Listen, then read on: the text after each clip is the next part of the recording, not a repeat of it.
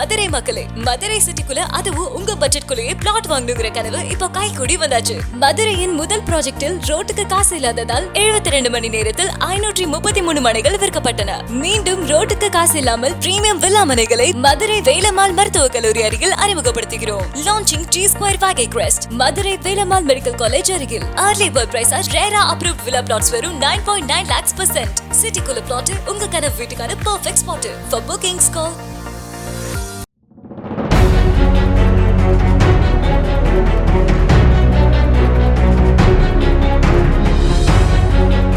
அமெரிக்காவின் லாஸ் ஏஞ்சல்ஸில் பிரபலங்கள் வசிக்கும் பிரெண்ட்வுட் பகுதியில் உள்ள ஒரு வீட்டில் 78 வயது மற்றும் 68 வயதுடைய தம்பதியர் கத்தியால் குத்தப்பட்டு கொல்லப்பட்டதாக வந்த தகவலை அடுத்து சடலங்களை மீட்ட காவல்துறையினர் அவர்கள் பிரபல ஹாலிவுட் இயக்குனர் ராப் ரெய்னர் மற்றும் அவரது மனைவி மிஷேல் ரெய்னர் என்பதை உறுதிப்படுத்தியுள்ளனர். ஹாலிவுட்டின் நகைச்சுவை ஜாம்பவான் என்று போற்றப்படும் கார்ல் ரெய்னரின் மகனான ராப் ரெய்னர் 1989ஆம் ஆண்டு வென் ஹாரி மெட் சாலி படத்தை இயக்கும்போது புகைப்பட கலைஞராக இருந்த மிஷேல் சிங்கர் ரெய்னரை சந்தித்து காதலித்து மணந்து கொண்டார். இந்த தம்பதியருக்கு நிக், ஜாக் மற்றும் ரோமி என 3 குழந்தைகள் உள்ளனர். எதிர்பாராத திடீர் திருப்பமாக இந்த கொலையில் ராப் ரெய்னரின் மகனான 32 வயதான நிக் ரெய்னரை சந்தேகத்தின் பேரில் காவல்துறையினர் கைது செய்துள்ளனர். கடந்த சனிக்கிழமை இரவு பிரபல ஹாலிவுட் நடிகர் கோனன் ஓப்ரையன் வழங்கிய இரவு விருந்தில் பங்கேற்ற போது நிக் ரெய்னருக்கும் அவரது பெற்றோருக்கும் வாக்குவாதம் ஏற்பட்டதாகவும் இதைத் தொடர்ந்து சில மணி நேரங்களில் அவர்கள் கொல்லப்பட்டிருப்பதும் விசாரணையில் தெரிய வந்துள்ளது.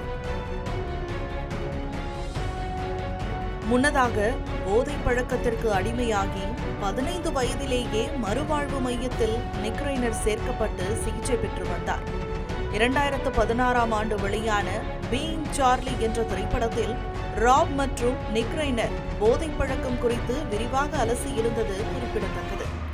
1971இல் நடிகராக திரையுலக வாழ்க்கையை தொடங்கி பல வெற்றி படங்களை தந்த இயக்குனரும் தயாரிப்பாளருமான ராப் ரெய்னர் 4 முறை சிறந்த இயக்குனருக்கான கோல்டன் குளோப் விருதை வென்றுள்ளார். ராப் ரெய்னர் மற்றும் மிஷேல் ரெய்னரின் திடீர் இழப்பால் மிகுந்த மனவேதனை அடைந்துள்ளதாகவும் நம்ப முடியாத கடினமான நேரத்தில் தங்களின் தனிப்பட்ட உணர்வுகளுக்கு மதிப்பளிக்குமாறு கேட்டுக்கொள்வதாகவும் அவரது குடும்ப செய்தி தொடர்பாளர் அறிக்கை வெளியிட்டிருந்த நிலையில் ராப் ரெய்னரின் மரணம் குறித்து அதிபர் டிரம்பின் பதிவு சர்ச்சையை எழுப்பியுள்ளது. ரெய்னர் மற்றும் அவரது மனைவி ஆகிய இருவரும் ட்ரம்ப் மனசிதைவு நோயால் அவர்கள் கொண்டிருந்த குணப்படுத்த முடியாத பாதிப்பின் மூலம் மற்றவர்களுக்கு ஏற்படுத்திய கோபத்தின் விளைவாகவே கொல்லப்பட்டதாக கூறப்படுகிறது என்று ட்ரம்ப் கூறியுள்ளார். மேலும் தம் மீதான தீவிர கோபத்தால் ரெய்னர் மக்களை பைத்தியக்காரர்களாக ஆக்கியவர் என்றும் தனது நிர்வாகத்தின் வெற்றியை சகிக்க அதிகபட்ச சித்தப்பிரமைக்கு ஆளானவர் என்றும் ட்ரம்ப் குறிப்பிட்டுள்ளார். ரெய்னரின் அரசியல் கருத்துகளுக்கும் இந்த கொலைகளுக்கும் எந்த தொடர்பும் இருப்பதாக காவல்துறை தெரிவிக்காத நிலையில் அதிபர் ட்ரம்ப் இப்படியொரு கருத்தை வெளியிட்டிருப்பதற்கு அவரது சொந்த கட்சியினர் தொடங்கி ஹாலிவுட் பிரபலங்கள் வரை சமூகத்தின் பல்வேறு துறைகளின் வல்லுநர்களும் கடும் கண்டனம் தெரிவித்துள்ளனர். ராப் ரெய்னரை மனம் முடிப்பதற்கு முன் 1987ஆம் ஆண்டு அதிக விற்பனையான ட்ரம்பின் முதல் புத்தகமான the art of the deal புத்தகத்தின் அட்டை படத்தில் பயன்படுத்தப்பட்ட ட்ரம்பின் புகைப்படத்தை எடுத்தவர் மிஷேல் என்பது குறிப்பிடத்தக்கது. அடிக்கடி ஜனநாயக கட்சி வேட்பாளர்களுக்காக பிரச்சாரம் செய்த ராப் ரெய்னர் அக்கட்சிக்காக நிதி திரட்டும் நிகழ்ச்சிகளையும் நடத்தியுள்ளார்.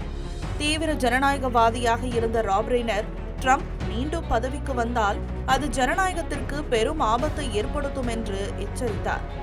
2017ஆம் ஆண்டே துபாய் சர்வதேச திரைப்பட விழாவின் போது அமெரிக்காவின் அதிபர் பதவிக்கு முற்றிலும் தகுதியற்ற ஒரே மனிதர் ட்ரம்ப் தான் என்றும் அரசு எப்படி செயல்படுகிறது என்பதை அவர் புரிந்து கொள்ளவில்லை என்றும் புரிந்து கொள்ளவும் ட்ரம்புக்கு ஆர்வமில்லை என்றும் கடுமையாக விமர்சித்திருந்தார்.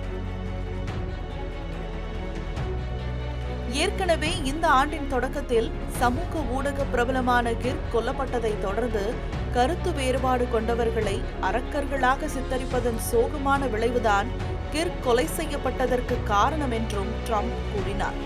மேலும் கிர்க்கின் நினைவஞ்சலி கூட்டத்தில் தமது எதிரிகளை வெறுப்பதாகவும் ட்ரம்ப் தெரிவித்தார்.